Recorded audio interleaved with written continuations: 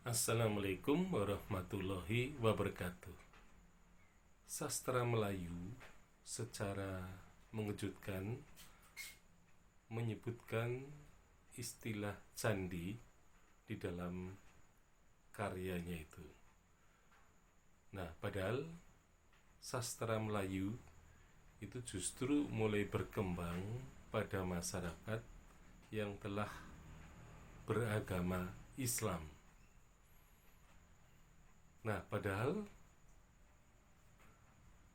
candi sebagai bangunan itu merupakan warisan dari masa Hindu-Buddha yang tentu saja telah berbeda ya, masyarakatnya, sehingga memang bisa dikatakan bahwa sastra Melayu ini merupakan sumber yang sebenarnya kabur karena memang tidak berasal dari masa yang sama.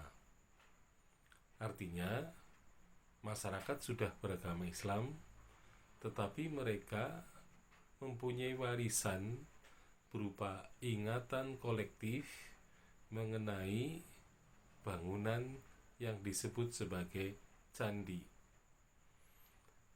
Nah, tentu saja karena ingatan mereka sudah dalam posisi yang samar-samar, artinya mereka tidak hidup pada masanya, sehingga wajar saja apabila kesaksian mereka terhadap bangunan yang telah dihasilkan oleh generasi sebelumnya itu merupakan bangunan yang sebenarnya tidak dikenal dengan lebih baik ya, karena bangunan itu telah mengalami kerusakan.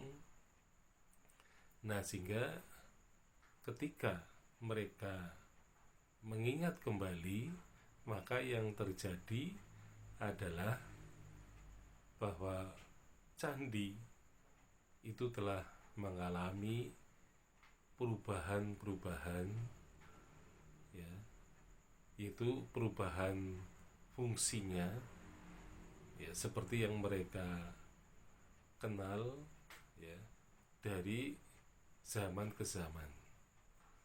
Jadi nanti kalau kita mencermati karya sastra Melayu itu, maka di sana terdapat semacam fungsi-fungsi yang berbeda yang kiranya terjadi secara periodik ya, perubahan-perubahan itu.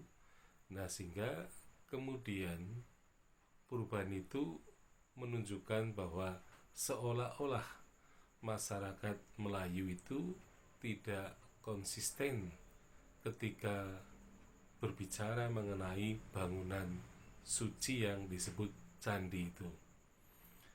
Jadi nanti akan tampak sekali dari contoh yang paling kelihatan, yaitu dari karya sastra Melayu yang sebenarnya baru dirintis pada masa ketika Islam masuk ke Indonesia. Jadi masyarakat yang tadinya beragama Hindu-Buddha telah berubah ya, secara berangsur. Nah, sehingga yang mereka ingat adalah ingatan yang telah berubah. Nah, sehingga wajar saja kemudian telah terjadi perubahan ingatan karena mereka telah hidup ya tidak sesuai dengan zamannya.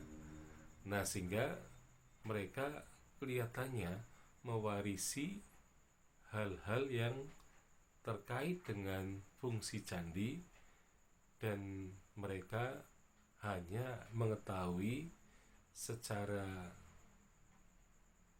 global saja, ya, artinya tidak detail. Nah, sehingga kemudian fungsi candi itu telah berubah dari periode ke periode berikutnya. Nah, sehingga disitulah telah terjadi paling tidak 3 hal yang terkait dengan bangunan candi pada masa ketika sastra Melayu mulai ditulis. Sekian, assalamualaikum warahmatullahi wabarakatuh.